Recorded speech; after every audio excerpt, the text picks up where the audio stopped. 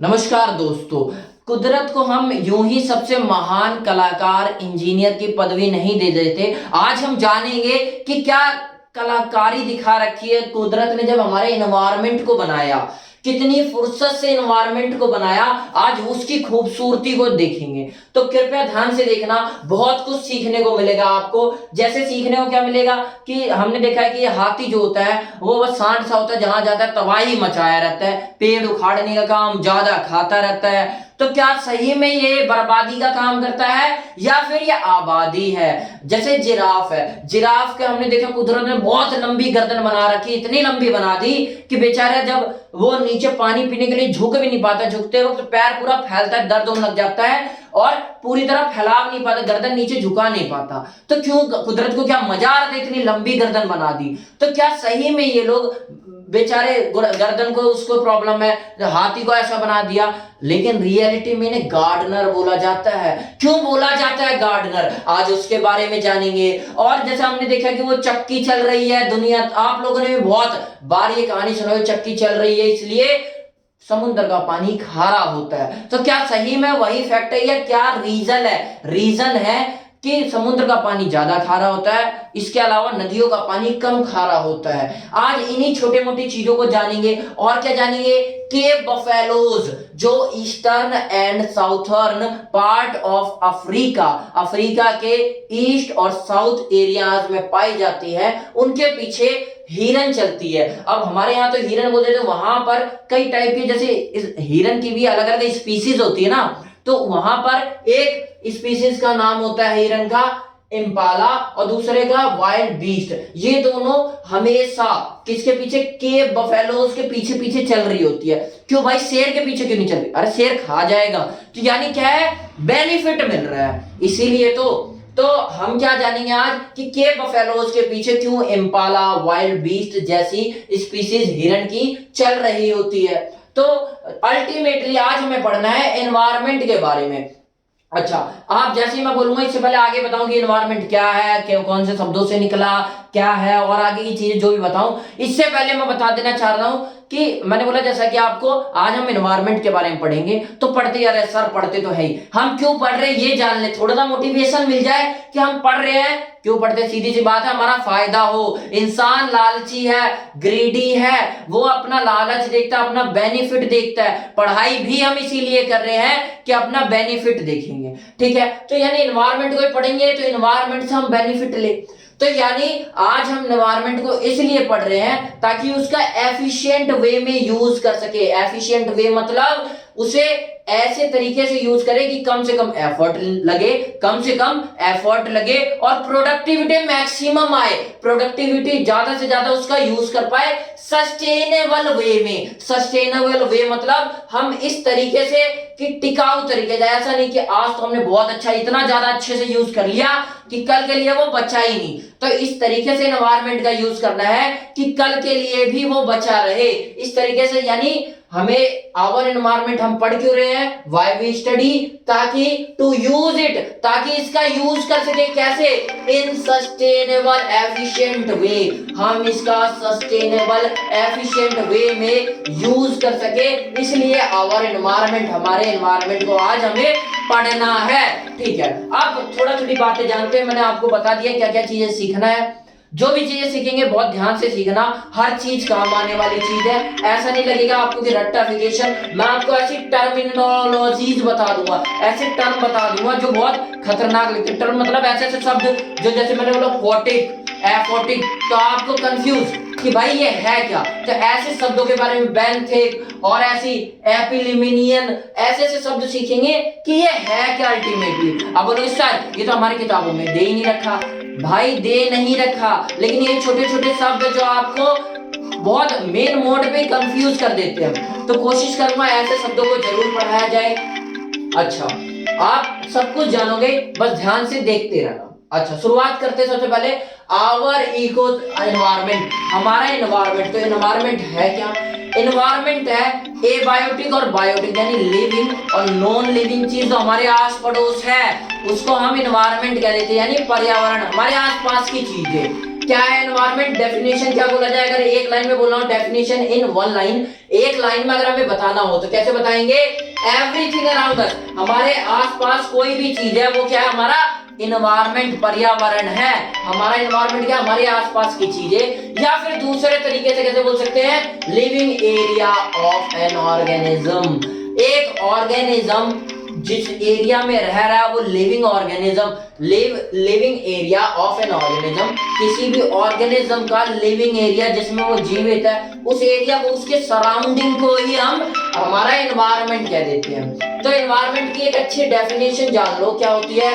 Sum total of all external, sum total, जितना भी total मिला के बाहर जो भी लिविंग थिंग्स है, जो भी आस पड़ोस लिविंग थिंग्स है, और हमारे सब्सटेंसेस है, पदार्थ है, फैक्टर, जितने भी आस पड़ोस कारक है, जैसे लाइट है, टेम्परेचर है, ये सब, और क्या? That conditions that surround, condition को ऐसे लिखूंगा, condition that surround a particular organism. एक पर्टिकुलर ऑर्गेनिज्म को कौन कौन सी कंडीशन ने सराउंड कर रखा है, उन सबको मिला के बोलते हैं एनवायरनमेंट। सिंपल सी बात है, एनवायरनमेंट मतलब हमारे आसपास की चीजें, हमारा पर्यावरण, बात खत्म। अब आप ध्यान से पढ़ोगे तो आपको खुद समझ में आ जाएगा एनवायरनमेंट का मतलब क्या है। Sum total of all external, जितने भी एक्सटर्नल फैक्टर्स है, सब्सटेंस है, लिविंग बीइंग है, और condition that surrounds a particular organism, एक पर्टिकुलर ऑर्गेनिज्म को वो कंडीशन जो सराउंड कर रही है, उन सबको मिला के हम कलेक्टिवली क्या बोल देते हैं? कि ये इनका एनवायरनमेंट है।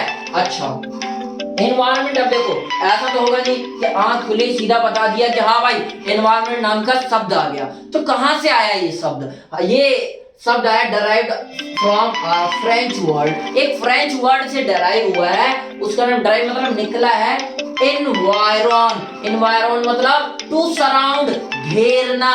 फ्रेंच में एक वर्ड होता है एनवायरन जिसका मतलब होता है घेरना, वहां से शब्द आया एनवायरमेंट। अच्छा, हमने पढ़ लिया एनवायरमेंट क्या होता है? हमारे आसपास की चीजें। और कहां से निकला? ये फ्रेंच वर्ड एनवायरन से निकला, जिसका मतलब होता है टू सराउंड। टू सराउंड मतलब घेरना। अच्छा, उसके बाद हम देखो, मैंने बोला ना इंसान लालची है, तो कोशिश करता है अपना बेनिफिट देखूं। तो एनवायरनमेंट क्या था? हमारा आसपास की चीजें। अब वो एक बार में सारी चीजें तो पढ़ नहीं सकता, वो क्या करेगा? स्पेसिफिक चीजों को पढ़ेगा। स्पेसिफिक जैसे एनवायरनमेंट तो कैसा भी हो सकता है, जैसे मान लो एनवायरनमेंट मतलब कैसा भी होगा, हमारे आसपास की चीजें। लेकिन उसमें से स्पेसिफिक क्या है? स्पेसिफिक मतलब जैसे मैंने बोला आपको, एक ग्रासलैंड इकोसिस्टम है। इकोसिस्टम मैं समझा रहा हूं, फिर जुबान पे आगे पहली बात कि इकोसिस्टम क्या है वो समझा रहा हूं। कि इंसान लालची है तो वो क्या करेगा? एनवायरनमेंट बहुत बड़ी चीज है, ब्रॉड है, इसमें क्या है? ब्रॉड चीजों को देखा जाता है, उसी में वो छोटी छोटी चीजों को जानेगा कि ग्रासलैंड में एनवायरनमेंट कैसा है, यानी घास के मैदान का एनवायरनमेंट कैसा है। हमने देखा एक जगह रेतीली वस्तुएं हैं तो वहां पे एनवायरनमेंट कैसा है। शायद वीडियो रुक जाए इसलिए मैं देख लेता हूं, अलार्म बज रहा है तो बाकी बंद कर देता हूं, और कुछ खास बात नहीं है। अच्छा, मैं आपको क्या बता रहा था कि एनवायरनमेंट क्या होता है? अलग अलग टाइप के एनवायरनमेंट होते हैं। और फॉरेस्ट एनवायरनमेंट यानी वहां पे क्या होगा कि जो जंगल के वन होते हैं, तो इनको एक स्पेसिफिक चीज को, एनवायरनमेंट को एक स्पेसिफिक पॉइंट पे देखना, स्पेसिफिक तरीके से देखना, जहां पर लिविंग और नॉन लिविंग यानी बायोटिक और एबायोटिक कंपोनेंट जो है वो आपस में इंटरेक्शन करते हैं, कैसे रहते हैं। जैसे फॉरेस्ट घास के एनवायरनमेंट लोगे तो वहां पे क्या होता है? हिरन ने शेर ने वो घास को खाया, हिरन ने खाया शेर को। तो ये क्या है? एक चक्र सा चल रहा है। तो इकोसिस्टम, समझ रहे हो क्या बोलना चाह रहा हूं मैं? इकोसिस्टम क्या है? एक स्पेसिफिक वे जहां पर बायोटिक और एबायोटिक कंपोनेंट आपस में इंटरेक्शन करते हैं, एक दूसरे से मिलजुल कर रहते हैं, कहीं ना कहीं एक दूसरे पर निर्भर करते हैं, उसको क्या बोलेंगे? एनवायरनमेंट। यानी सीधी सी बात है, आवर एनवायरनमेंट में हमने क्या देखा? एनवायरनमेंट तो हमारे आसपास की चीजें, और वहीं पे इकोसिस्टम से रिलेटेड टर्म है, उसे समझाने की कोशिश कर रहा हूं। इकोसिस्टम क्या है? एक स्पेसिफिक एनवायरनमेंट को हम इकोसिस्टम बोल देंगे। जैसे मेरा इकोसिस्टम क्या है? ये मेरे यूज में आ रहा है, मैं यानी मैं और ये इंटरेक्ट करे एक दूसरे से, तो क्या है? ये एबायोटिक चीज है, नॉन लिविंग थिंग है, और मैं बायोटिक चीज हूं, तो मेरे बीच इंटरेक्शन हो रहा है, ये मेरे काम आ रहा है, तो ये मेरा इकोसिस्टम है। मान लो जैसे कुछ भी चीज है, जैसे मान लो ये क्या है? ये मेरे काम आ रहा है, डस्ट साफ करने काम आ रहा है, तो डस्टर भी क्या है, एक मेरे इकोसिस्टम का पार्ट है। वहां सब्जियां रखी हुई है, सब्जियों को खाना बनाऊंगा, खाऊंगा, ये मेरे काम की चीजें, जो मेरे काम की चीजें हैं वो क्या है, मेरा इकोसिस्टम है। ऐसे अलग अलग इकोसिस्टम होते हैं। तो आज हम थोड़े इकोसिस्टम को जानेंगे, उससे रिलेटेड फैक्ट्स जानेंगे, जानना शुरू करते हैं। तो आई होप आपको समझ में आया होगा इकोसिस्टम क्या है। एनवायरमेंट क्या है, हमारे आसपास की चीजें, उसमें से अलग अलग स्पेसिफिक एनवायरमेंट होते हैं। कहीं पे घास के मैदान ही मैदान है तो वहां कैसे जीवन चल रहा है, कहीं पर पता चला कि मरुस्थल है, पूरा रेत ही रेत है, तो वहां पे कैसे जीवन चल रहा है। तो वहां का अलग एनवायरमेंट है, वहां का एनवायरमेंट अलग है।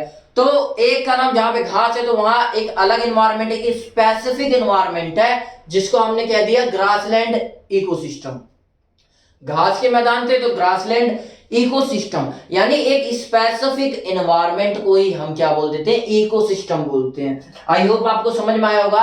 तो आवर एनवायरनमेंट में हम क्या देख रहे हैं, अब रिलेटेड टर्म है इकोसिस्टम। तो इकोसिस्टम क्या है, अ स्पेसिफिक एनवायरनमेंट। भाई बहुत नोट कर लो अच्छे से, ये एक स्पेसिफिक एनवायरनमेंट है।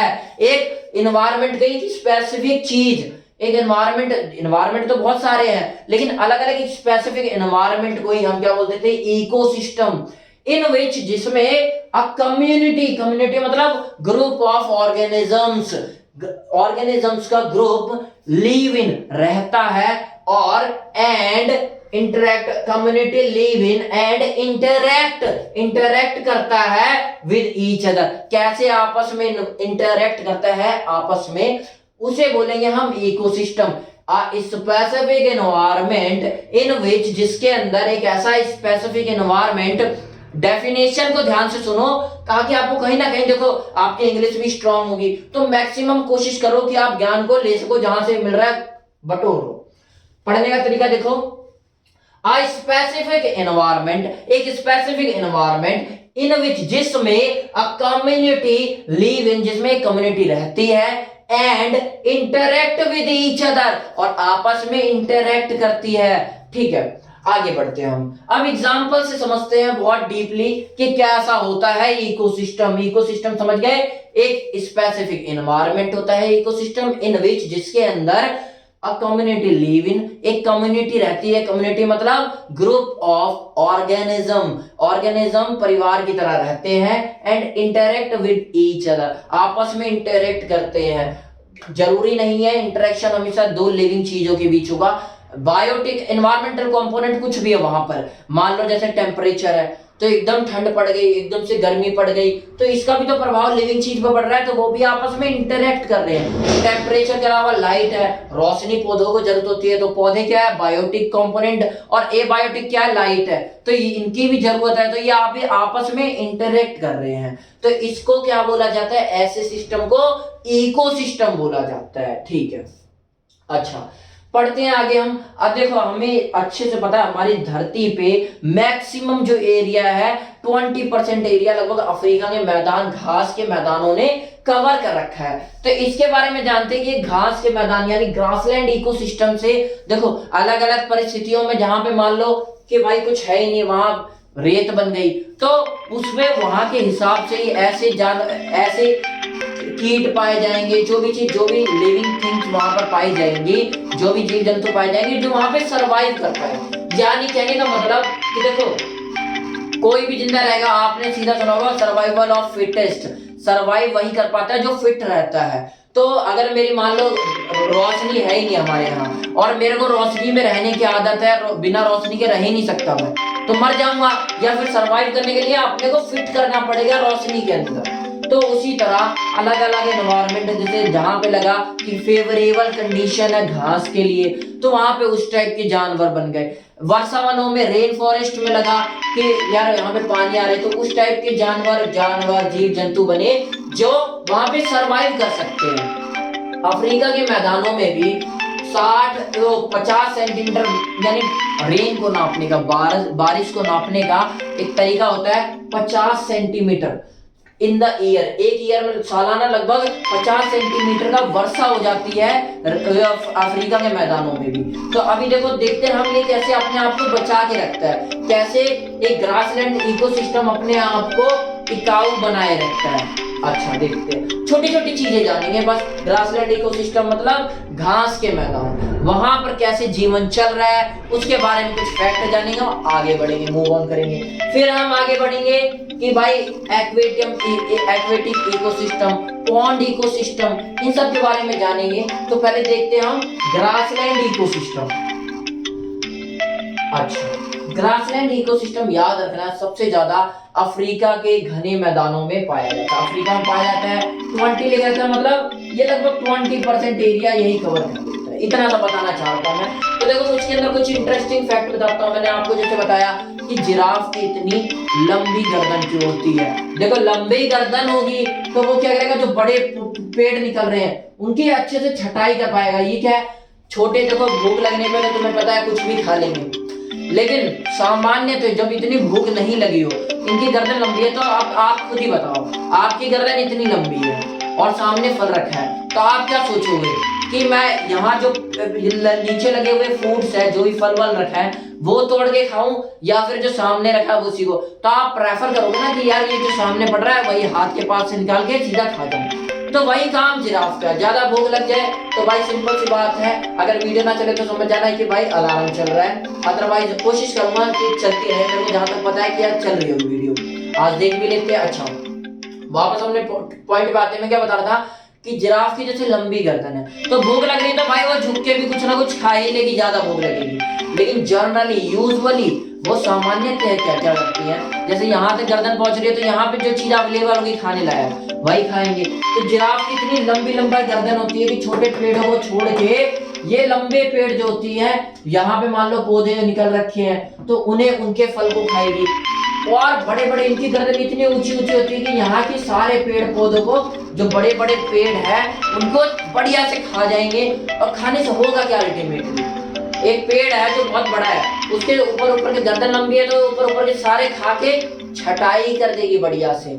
यानी इतना खा जाएंगे कि इनके बीच से रोशनी निकल पाए, सनलाइट निकल पाए। तो जो ये सोलर रेडिएशन सनलाइट आ रही है ये पड़ेगी घासों पे। तुम्हें पता है घास जिंदा रहने के लिए उसे सनलाइट की रिक्वायरमेंट होती है। तो जिराफ देखो कितना इंपॉर्टेंट रोल प्ले कर रहा है इसके अंदर, ग्रासलैंड इकोसिस्टम को मेंटेन करने के अंदर।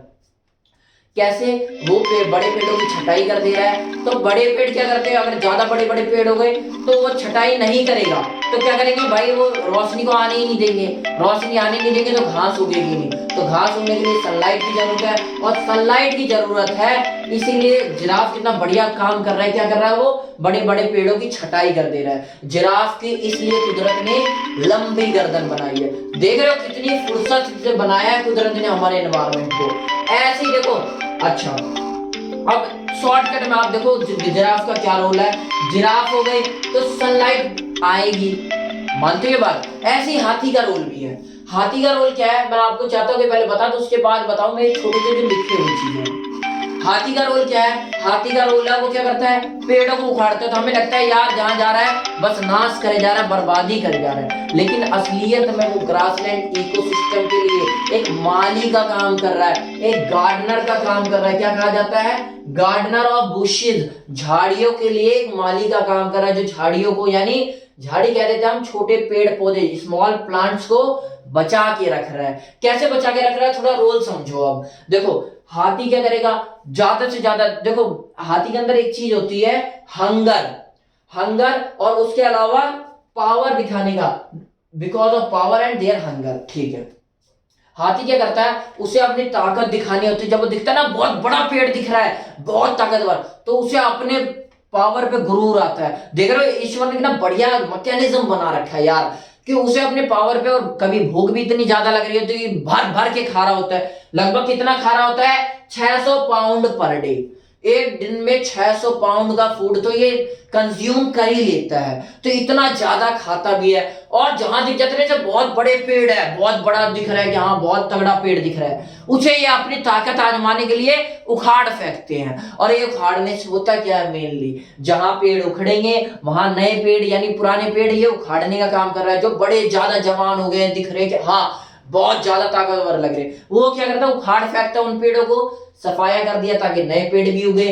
और वो और क्या काम कर रहा है भाई, अगर पेड़ हटा देगा तो अल्टीमेटली हो क्या रहा है, ये जो सनलाइट है वो नीचे तक पहुंच पा रही है, और सनलाइट जब नीचे तक पहुंचने लग जाएगी तो ग्रास, जो घास है वो उगेंगे। तो ऐसे ग्रासलैंड इकोसिस्टम मेंटेन करके रखता है अपने आप को। अच्छा, अब थोड़ा सा समझ लेते हैं। तो एक चीज और समझ गया आपने, गार्डनर ऑफ बुशेस यानी ग्रासलैंड जो छोटे प्लांट्स होते हैं उसको किसे कहा जाता है, वो हाथी जिराफ जैसे एनिमल्स को कहा जाता है। ताकि क्योंकि ये लोग, हमें तो लग रहा है हाथी बर्बादी कर रहा है, लेकिन क्या कर रहा है वो, सफाया करने के बाद ताकि सनलाइट बढ़ सके। समझ रहे हो? अब जिराफ है, हर पेड़ को जरूरी नहीं ना कि सारी छटाई करेगा, कुदरत ने और भी चीज बना रखी है कि जिराफ मान लो एक्सटिंक्ट हो गया, लुप्त हो गया, तो कम से कम हाथी तो बचे रहे। ये सारी क्या है, मिलके अल्टीमेटली एक दूसरे से इंटरेक्ट करके काम सबका चल रहा होता है। जैसे ग्राफ है, ग्रास है, तो जो जिराफ है, जिराफ सनलाइट आने देगी, और जैसे ही सनलाइट आएगी वहां घास उगेंगे, घास उगेंगे तो तुम्हें पता है घास को खाने वाले भी जीव वहां बनते जाएंगे, यानी शाकाहारी जो शाक सब्जी खाने वाले जीव है, यानी घास खाने वाले जीव है, उनकी बढ़ोतरी होगी वहां पर। ठीक है, ज्यादा खाने को मिलेगा तो ज्यादा बढ़ोतरी होगी। तो अगर ज्यादा बढ़ोतरी हो जाएगी तो तुम समझ रहे हो सारा तो कंज्यूम कर जाएंगे। तो इन्हें कंट्रोल जमाने के लिए ईश्वर ने क्या किया, शाकाहारी के साथ मांसाहारी भी भेज दिया वहां पर कि भाई तुम्हें भी अब खा लेगा, मांसाहारी उन्हें खा लेगा। तो जब मांसाहारी खा लेगा तो उनका ही पेट भरेगा, उनकी भी बढ़ोतरी होगी। तो इस तरीके से इकोसिस्टम ग्रासलैंड का चल रहा होता है। घास उगती है, घास उगती है तो अल्टीमेटली शाकाहारी खा जाता है, शाकाहारी का मांसाहारी खा जाता है। नहीं तो अगर शाकाहारी को मांसाहारी नहीं खाएगा तो शाकाहारी सारी चीजों को खुद ही कंज्यूम कर ले जाएगा। तो अल्टीमेटली सबको एक दूसरे से जोड़ने के लिए कुदरत ने कुछ इसी तरीके का मैकेनिज्म तैयार कर रखा है। अच्छा, अब मान लो कोई देखो, फॉरेस्ट इकोसिस्टम कैसे बनेगा, फॉरेस्ट इकोसिस्टम कब बनेगा, मान लो इफ नॉट प्रेजेंट, मान लो जिराफ, एलिफेंट जैसे जितने जानवर है इस टाइप के वो खत्म हो गए, जो गार्डनर का काम कर रहे थे, जो सनलाइट पहुंचाने में मदद कर रहे थे, और भी काम कर रहे थे, एक्सटर्नल फैक्टर अच्छी अच्छी चीजों को प्रोवाइड कर रहे थे ताकि ग्रासलैंड इकोसिस्टम मेंटेन रह सके, वैसे सारी चीजें खत्म हो गई। तो इफ नॉट प्रेजेंट, अगर ये सारी चीजें प्रेजेंट ना हो तो क्या होगा, तुम्हें पता है अफ्रीका के मैदान में रेंज 40 सेंटीमीटर से भी अधिक होती है सालाना। तो इसमें क्या होगा, बड़े ट्रीज निकलेंगे, बड़े बड़े पौधे निकलेंगे, और जहां बड़े ट्रीज निकलेंगे, जो बड़े पौधे पेड़ होते हैं, वो क्या करेंगे, सारा न्यूट्रिएंट घास के लिए छोड़ेंगे क्या, उनके पास इतने अच्छे मैकेनिज्म है, जाइलम फ्लोएम है, कि सारे न्यूट्रिएंट को खींच लेंगे, सारे न्यूट्रिएंट को खींच लेंगे। तो सिंपल सी बात है भाई कि जब न्यूट्रिशन नहीं मिलेगी तो घास जमेगी नहीं। सिर्फ यही नहीं कि उन लोगों ने जैसे पेड़ ज्यादा हो गए तो उन्होंने जगह ले ली, जगह के साथ साथ सारा न्यूट्रिएंट खींच लिए, तो घास को अल्टीमेटली जमने का मौका ही नहीं मिलेगा। जब पेड़ हो जाएंगे ऊपर तो भाई सीधी बात है, सनलाइट भी नहीं आ रही, न्यूट्रिएंट भी तुम खींच लोगे, तो कहां से घास बनेंगे, तो घास खत्म हो जाएगा, पेड़ ही पेड़, पेड़ ही पेड़ दिखेगा। तो इस टाइप के इकोसिस्टम को हम क्या बोलते हैं, फॉरेस्ट इकोसिस्टम, जंगल बनना स्टार्ट हो जाता है। ठीक है, इफ नॉट प्रेजेंट तो बिग ट्रीज, बड़े पौधे निकलेंगे, बड़े पौधे निकलेंगे, घास कम हो जाएगी। क्यों, बड़े पौधे क्या करेंगे, नॉट ओनली ऑक्यूपाई प्लेस, सिर्फ प्लेस वहां जगह ही नहीं घेरेंगे, but also consume most of the nutrient of soil, जो मिट्टी के अंदर मोस्ट ऑफ द न्यूट्रिएंट है, पोषक तत्व है, उन्हें भी खींच लेंगे, खींच लेंगे तो घास अल्टीमेटली कम हो जाएगी। तो इससे रिजल्ट क्या होगा, रिजल्ट होगा क्रिएशन ऑफ फॉरेस्ट इकोसिस्टम। अभी तक ग्रासलैंड इकोसिस्टम था, जब वो मेंटेन नहीं हो सका तो वो देख रहे हो किसका रूप ले लिया, फॉरेस्ट इकोसिस्टम। अच्छा, अब देखो बरसात हो रही है, जैसे मैंने बोला सोलर रेडिएशन आ रही है तो कुछ चीज सोख रही है, तो आपको पता है इवेपोरेशन का प्रोसेस हुआ, फिर वो बरसात बनके, तो बादल बनके गिरेंगे भी, जब बादल बनके गिरेंगे तो वाटर आएगा, तो पहले तो वाटर फ्रेश होगा ना, एकदम बढ़िया साफ सुथरा होगा।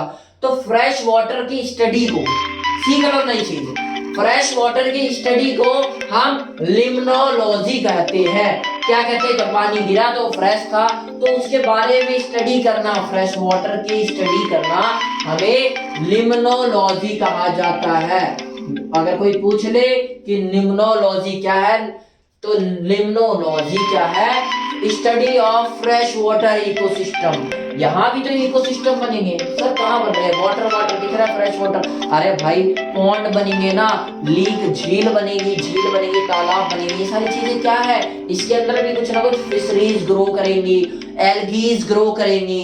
तो ये सारे क्या, ये भी आप अपने आप में एक इकोसिस्टम है। तो जो पानी से फ्रेश वाटर का इकोसिस्टम होता है, इसकी स्टडी को निम्नोलॉजी कहा जाता है। क्या कहा जाता है? निम्नोलॉजी। ठीक है, इसके अंदर दो टर्म होते हैं, दो शब्द होते हैं। टर्म मतलब शब्द होते हैं, एक का नाम होता है लॉन्टिक और एक का मतलब होता है लैंटिक। Lentic lotic. लैंटिक का मतलब क्या है? ऐसा इकोसिस्टम जिसके अंदर स्टैंडिंग वाटर हो। स्टैंडिंग वाटर मतलब वाटर कहीं पे थमा हो, जैसे पाउंड, लेक। पॉन्ड मतलब तालाब और लेक मतलब झील। क्या फर्क है देखो, इसीलिए मैंने यहाँ दिखा भी दिया। पॉन्ड मतलब होता है स्मॉल, लेक मतलब होता है बिग। जब तालाब ऊपर स्टैंडिंग वाटर, पानी का ठहराव तो हो गया, वो ज्यादा गहराई तक नहीं है तो उसे हम बोल देंगे पॉन्ड, स्मॉल है। और जहां पे वो ज्यादा गहराई तक चला गया तो उसे लेक कर देंगे। तो कोई बोलते फर्क क्या है? तो सिंपल सी बात है, वही बताने के लिए इस तरीके से बता सकते हैं कि पॉन्ड होता है जहां पे सूरज की रोशनी नीचे तक पहुंच जाती है, और जो लेक होता है, लेक में नीचे तक नहीं पहुंचती है। ठीक है, अच्छा वापस अपने पॉइंट पे आते हैं। तो मैं आपको क्या बता रहा था, फ्रेश वॉश इकोसिस्टम। अब पानी गिरा, बरसात हुई, तो हम जिसमें पढ़ेंगे उसे निम्नोलॉजी कहेंगे। वहां पे दो टर्म थे, लैंटिक लॉन्टिक। लैंटिक टर्म का मतलब होता है स्टैंडिंग वाटर, और जहां पे मूविंग वाटर, पानी चल रहा होगा, तुम्हें पता है हाई टू लो में जा रहे थे ग्रेविटी के हिसाब से, तो जहां पे ढलान होगी पानी उसी का रास्ता लेके आगे निकल जाएगा। ठीक है, तो जो चल रहा पानी होगा, जो आगे बह रहा पानी होगा, उस पानी को हम मूविंग वाटर बोलेंगे। और जो ठहरा हुआ पानी होगा, जैसे झील में, लेक में, तो ऐसे पानी को, ऐसे सिस्टम को हम लैंटिक इकोसिस्टम बोलेंगे। यानी जहां पे स्टैंडिंग वाटर हो, पानी का ठहराव हुआ हो। अच्छा, तो अल्टीमेटली जहां से पानी गिरना स्टार्ट हो जाए, पहले तो फ्रेश था, उसके बाद मैरीन इकोसिस्टम बन जाएगा। मैरीन मतलब समुद्री इकोसिस्टम बन जाएगा। तो ऐसे इकोसिस्टम को, जो पानी का पूरा इकोसिस्टम पानी से बन रहा है, उसको हम बोलेंगे एक्वेटिक, जलीय इकोसिस्टम। जल से बनने वाली चीज जलीय इकोसिस्टम, यानी एक्वेटिक। इंग्लिश में क्या बोलते हैं? Aquatic ecosystem. एक्वेटिक इकोसिस्टम के बारे में पढ़ लेते, कौन सी बड़ी बात है। तो एक्वेटिक इकोसिस्टम में जैसे पॉन्ड इकोसिस्टम आ गया, लेक इकोसिस्टम आ गया, और ये क्या है देखो, समझ रहे बात को। मैंने क्या बोला, फ्रेश वाटर पहले गिरा, गिरने पे क्या हुआ, लैंटिक, कहीं पे ठहराव हो गया, कहीं पे मूविंग वाटर चल रहा है, आके अल्टीमेटली समुद्र में मिल गया। तो सारा मिलने पर क्या बना है, एक्वेटिक इकोसिस्टम। तो अभी तक क्या था, पॉन्ड इकोसिस्टम, पानी गिरने से। अब नया, अभी तक हमने पढ़ा ग्रासलैंड इकोसिस्टम, घास के मैदान। फिर कैसे बना हमारा फॉरेस्ट इकोसिस्टम। अब क्रिएशन ऑफ एक्वेटिक इकोसिस्टम होगा। अब जलीय इकोसिस्टम का निर्माण कैसे हो रहा है, वो देखो, पानी गिरा तो ये अल्टीमेटली सारा क्या है, जलीय इकोसिस्टम का ऐसे निर्माण होगा। कौन कौन करेगा, लैंटिक लॉटिक, जो भी पॉन्ड इकोसिस्टम, लेक इकोसिस्टम है, फ्रेश वाटर आ रहा है, आगे अल्टीमेटली समुद्र बन गया ज्यादा, जैसे यहाँ से भी नदी आ रही है, यहाँ से भी नदी आ रही है, तो जहां पे एक जगह मिलके बहुत बड़ा एरिया कवर कर लिए, तो उसे हम समुद्र बोल देते हैं, सी बोल देते हैं। तो वहां पे मैरीन इकोसिस्टम होगा। तो इकोसिस्टम, ये सारे इकोसिस्टम मिलकर क्या बना रहे, एक एक्वेटिक इकोसिस्टम। यानी एक्वेटिक इकोसिस्टम के पार्ट है marine ecosystem, pond ecosystem, lake ecosystem, fresh water ecosystem. ये सारे क्या है, एक्वेटिक इकोसिस्टम के पार्ट है। यानी हमने लगभग, हम क्या समझ रहे हैं, तो इकोसिस्टम किस किस टाइप के होते जा रहे हैं। ग्रासलैंड इकोसिस्टम है, फॉरेस्ट इकोसिस्टम है, एक्वेटिक इकोसिस्टम है। तो देख रहे हो, स्पेसिफिक एनवायरनमेंट, यहाँ पानी का एनवायरनमेंट, वहां घास का एनवायरनमेंट, और यहाँ पर फॉरेस्ट का एनवायरनमेंट। ठीक है, अच्छा थोड़ा सा कलर मिलते हैं तो थोड़ा साइड कर देता हूँ। ठीक है, अच्छा वापस अपने पॉइंट पे आते हैं। तो अलग अलग टाइप के एक्वेटिक सिस्टम है, तो हमने बस एग्जाम्पल देखने थे, हमने एनवायरमेंट इकोसिस्टम के एग्जाम्पल देख लिए। अच्छा, अब उसके बाद कुछ कुछ अच्छी बातें कर लेते हैं। अच्छी बातें क्या कर लेते हैं, देखो जैसे मैंने आपको बताया कि हाथी जो है वो खा रहा है, पेड़ उखाड़ रहा है, तो उससे हमें समझ में आया कि हाँ भाई, सनलाइट आएगी, अच्छा काम कर रहा है वो। हमें इतना तो समझ में आया क्यों इसे गार्डनर ऑफ बुशेस बोला गया। ठीक है, बुशेस का मतलब छोटे प्लांट्स। और देखो क्या काम करता है, हाथी ज्यादा खाता है, फटाफट खाता है। जब 600 पाउंड पर डे खा जाएगा तो क्या सारा का सारा पच जाएगा? क्या नहीं पचता, इतना तगड़ा उसका डाइजेस्टिव सिस्टम नहीं है कि सारा पचा ले गया। तो जब सारा नहीं पचा रहेगा तो उसके जो खा रहा है उसके बीज सारे बचे रहेंगे, वही वो क्या कर देगा, पॉटी कर देगा, टट्टी कर देगा। जब वो पीछे से हक देगा तो वो अल्टीमेटली होगा क्या, जो सीड है वो कहीं ना कहीं ग्रो कर जाएंगे। तो देख रहे हो कैसे, तो क्या होगा, सीड ग्रो करेंगे तो न्यू स्मॉल प्लांट भी बनेंगे। अनडाइजेस्टेड सीड को रिलीज करेगा, जब इतना खा लिया तो सारा नहीं पचाया जाएगा, तो अनडाइजेस्टेड जो डाइजेस्ट नहीं हुआ होगा उस सीड को पीछे से रिलीज कर देगा। जब वो टट्टी कर देगा तो अल्टीमेटली, समझ रहे हो मैं आपको क्यों ऐसी भाषा में बता रहा हूँ कि टट्टी कर देगा, ताकि आपको यार समझ आए, मजा आए पढ़ने में। ये नहीं कि ऐसी भाषा में बोले जा रहा हूँ कि आपको समझ में ही नहीं आ रहा। तो उस तरीके से पढ़ो जहां से मजा आ रहा है। यार हमारा मेन काम है पढ़ना, पढ़ना नहीं सीखना, सीख के हम उसका यूज कर पाए अपने बेनिफिट के लिए। बेनिफिट उतारना है, सीधी सी बात है, अपना बेनिफिट लेना है तो सीखो ना चीजों को। सीखने के लिए चाहे कैसे ही भाषा का प्रयोग करना पड़ जाए। यार लैंग्वेज क्या है, just a medium to convey our thoughts. हमारी बातों को रखने के लिए एक मीडियम है, लैंग्वेज है, भाषा। बस चीजों को समझते जाओ। तो हाथी भी देखो कितना बढ़िया काम कर रहा है। एक तो उसने क्या किया, पेड़ को उखाड़ दिया, उसका काम चल रहा है बढ़िया, ताकत के उसकी ताकत भी बनी रह रही है। साथ साथ क्या हो रहा है, पेड़ गिर रहा है तो पेड़ गिरने से क्या हो रहा है, ग्रासलैंड इकोसिस्टम मैनेज हो पा रहा है। इसके अलावा और चीज देखते हैं, उसने क्या किया, ज्यादा खा लिया तो ज्यादा खाने के बाद सारा पचेगा नहीं, तो जितना पीछे से निकालेगा तो उससे कोई खाद का काम कर देगा। तो कोई जो अनडाइजेस्टेड सीड होंगे, जो सीड पचे नहीं होंगे, वो निकलेंगे तो छोटे छोटे पौधों को बना देंगे। वही तो है प्लांट्स, वही तो है घास, तो वही घास उगने में मदद करेंगे। तो because of undigested seed release new small plants form, नए प्लांट्स बनेंगे। इसके अलावा और चीज देख लेते हैं। अभी हमने इतना पढ़ ही लिया, अब क्या देख लेते हैं, देखो छोटी छोटी चीजें सिखाता हूँ, मजा आएगा, थोड़ा ध्यान से देखना। लाइट रीच एरिया, लाइट की जहां तक पहुंच होती है ज्यादातर, ये किसके संदर्भ में, किसके कॉन्टेक्स्ट में, ये पॉन्ड के संदर्भ में कई जगह पढ़ाया जाता है। मैंने पढ़ा दिया जितना मेरे को पढ़ाना था। अब आप एक्स्ट्रा सीखो। एक्स्ट्रा मतलब अब लोग सर नहीं हमें इतना ही पढ़ना है, आप एक्स्ट्रा बस इसलिए सीख लो कि आपको कहीं पे कोई दिक्कत ना आए, ऐसा ना लगे कि ये चीजें पढ़ाई नहीं गई हमें। अच्छा, एक्स्ट्रा का मतलब ये नहीं कि मैंने आपको ऐसे फैक्ट बता दिया कि ये 10 सेंटीमीटर है, ये 5 सेंटीमीटर, ये रट लो। रट्टाफिकेशन नहीं, हर जगह मजा आने वाला है। थोड़ी थोड़ी बातें नहीं पता चलेगी। जैसे पॉन्ड जो है, तालाब जो है, उसमें मान लो इतना बड़ा तालाब है, तो यहाँ पे सूरज की रोशनी पहुंच रही है, यहाँ आते आते बहुत कम मात्रा पहुंच रही है, ना के बराबर पहुंच रही है। और यहाँ तो आते बिल्कुल ही खत्म, बिल्कुल नहीं पहुंचना, सबसे बॉटम नीचे का आ गया, यहाँ बिल्कुल ही नहीं पहुंच रहा। तो 3 टाइप के जोन बन गए। तो जो सबसे अपर जोन है, उस जोन को हमने क्या बोला, फोटिक, जहां पे लाइट पहुंच रही है, और जहां नहीं पहुंच रही वहां एफोटिक बोल देंगे। और जहां पे लाइट बिल्कुल नहीं पहुंच रही, बिल्कुल ए टू जेड पहुंचना ही नहीं है, उसे हम बेंथिक रीजन बोलेंगे। पॉन्ड है, मान लो लेक है इतना बड़ा, तो इसकी हाइट ले लो, हाइट में जो सबसे ऊपर जहां तक मान लो यहां तक रोशनी पहुंच रही है, तो इसे बोलेंगे फोटिक रीजन। और जहां पे रोशनी पहुंची नहीं, बंद हुई, उसे क्या बोलेंगे, एफोटिक रीजन। रीजन मतलब एरिया। और जहां पे लाइट बिल्कुल नहीं पहुंच रही, बॉटम पे, जब यार यहाँ पे नहीं पहुंच रही तो नीचे कहां से पहुंच जाएगी, तो नीचे जो बॉटम का एरिया, उसे हम नाम दे देंगे बेंथिक एरिया। अच्छा, उसके अलावा मैंने आपको बता दिया पॉन्ड और लेक में बस इतना सा फर्क है। पॉन्ड क्या है, पानी का ठहराव जब छोटे एरिया में हो, और जब बहुत नीचे तक ठहराव हो जाए तो उसे लेक बोल देते हैं। ठीक है। अच्छा, कैप बफेलोज के बारे में मैं आपको बताता हूँ कि भाई क्या हम देखते हैं कि कैप बफेलोज, ये जो अफ्रीका के मैदानों में पाई जाती है भैंसे, इनके झुंड के पीछे कहीं हम क्या देखेंगे, इम्पाला, वाइल्ड बीस्ट को देखेंगे। तो ये क्यों, यानी ये क्या है, ये हिरण की प्रजाति होती है, इम्पाला, वाइल्ड बीस्ट। तो ऐसे जानवर इनके पीछे क्यों चल रहे हैं, मैं बताता क्यों चल रहे हैं।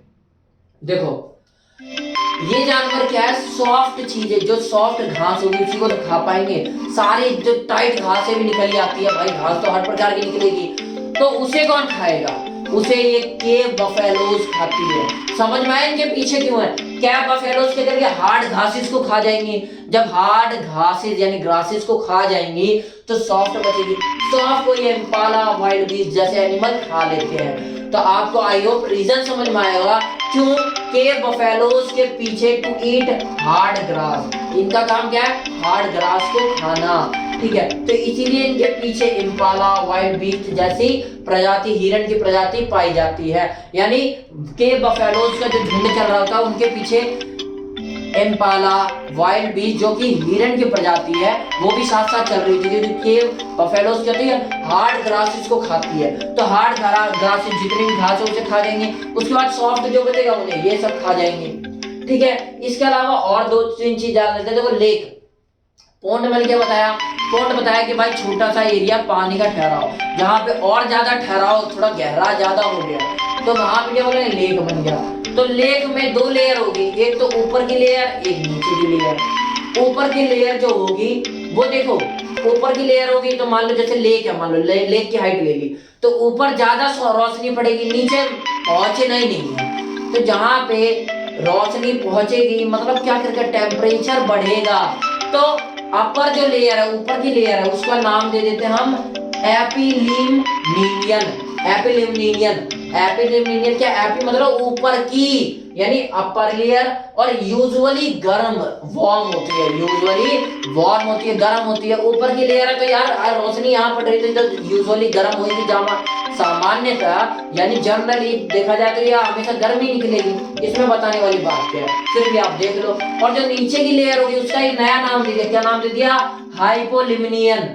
हाइपोलिमिनियन, हाइपो मतलब होता है कम, नीचे वाली। तो जो नीचे वाली है तो ये लोअर लेयर बोल देंगे, लोअर लेयर। और यूजुअली कोल्ड, यूजुअली ज्यादातर क्या होगा? ये कोल्ड, ठंडी रहेगी। तो भाई क्योंकि यहाँ टेम्परेचर तो पहुंच ही नहीं पा रहा, पॉन्ड में क्या होता है नीचे तक लगभग पहुंच ही जाता है, पूरा ना भी पहुंचे तब भी कुछ हद तक नीचे तक पहुंच ही जाता है, लेकिन लेक में सिर्फ ऊपर तक ही पहुंच पाता है। इतनी गहराई हो जाती है कि नीचे बिल्कुल ही नहीं पहुंचना, ठीक है।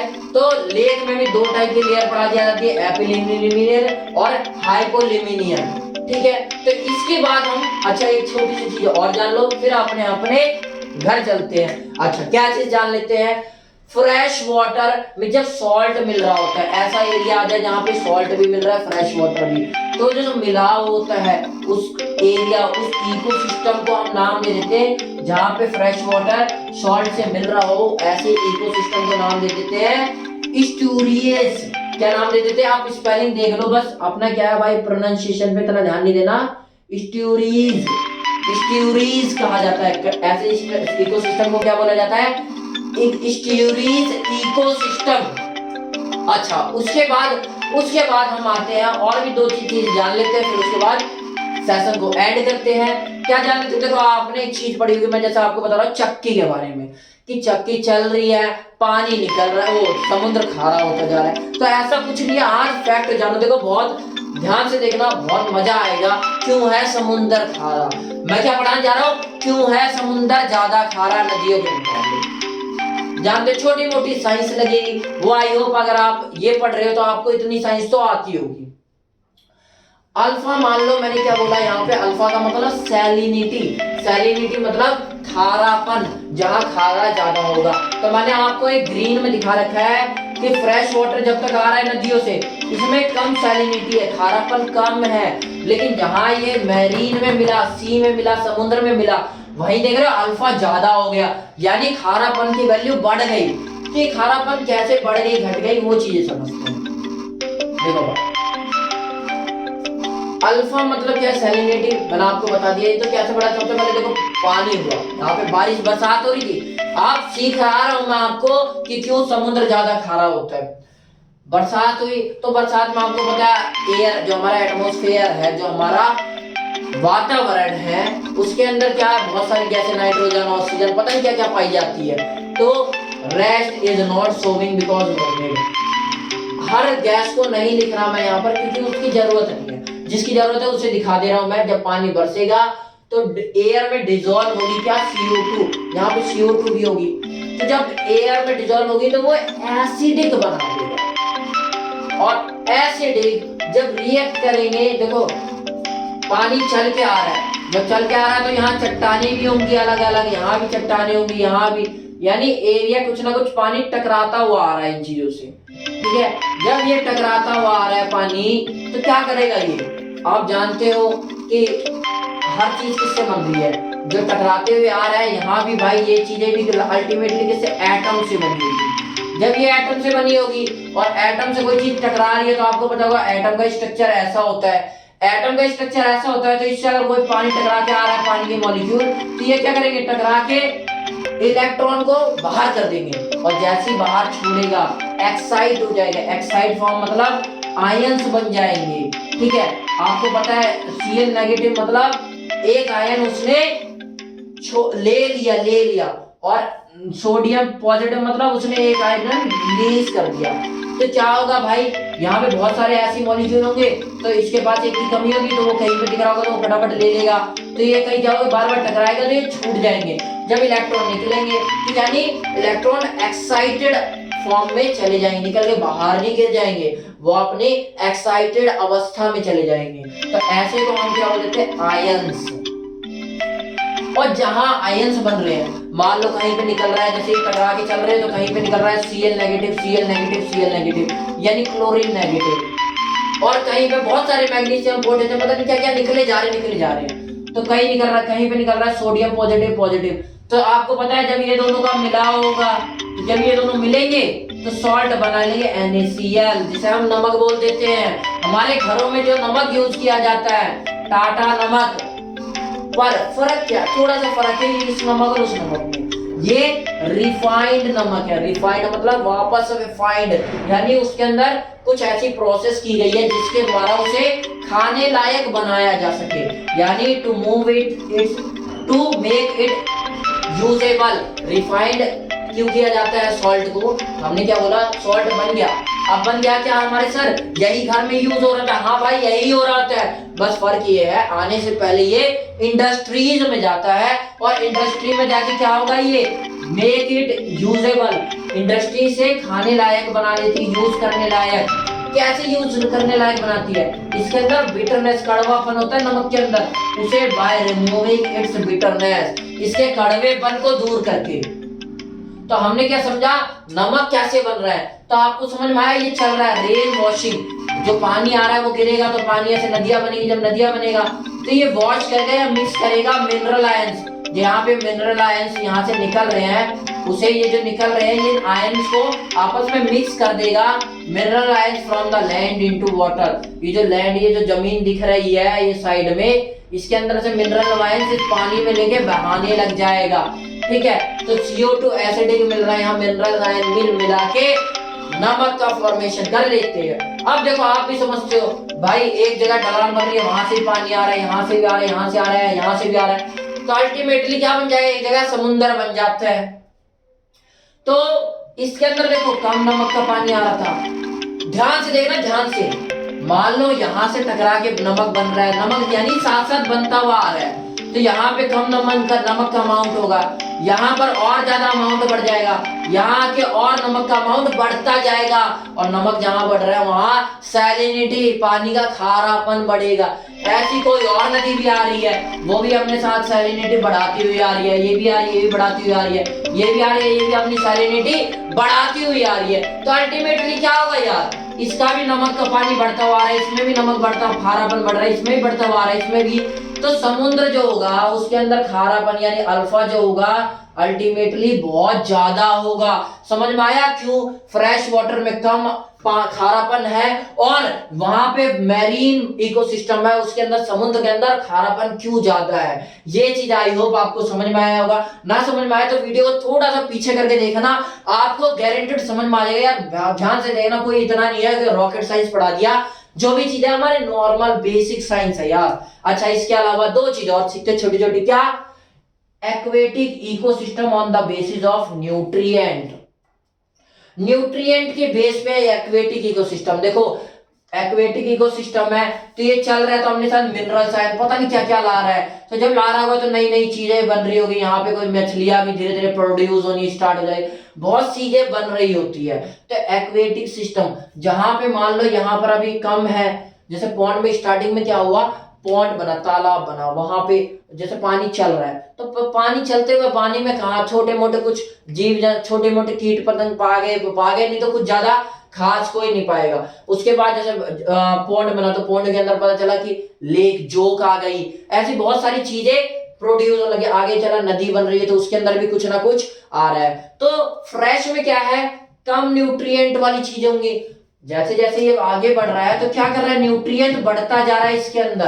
तो स्टार्टिंग में क्या होगा, कम न्यूट्रिएंट होंगे एक्वेटिक इकोसिस्टम में। जैसे जैसे वो प्रोग्रेस करता जाएगा उसके अंदर न्यूट्रिएंट बढ़ते जाएंगे। तो जहां पे कम न्यूट्रिएंट होंगे ऐसे इकोसिस्टम को क्या बोलेंगे, यूट्रॉफिक इकोसिस्टम। क्या बोलेंगे, ऐसे इकोसिस्टम को जहां पे कम न्यूट्रिएंट प्रेजेंट हो, यूट्रॉफिक इकोसिस्टम।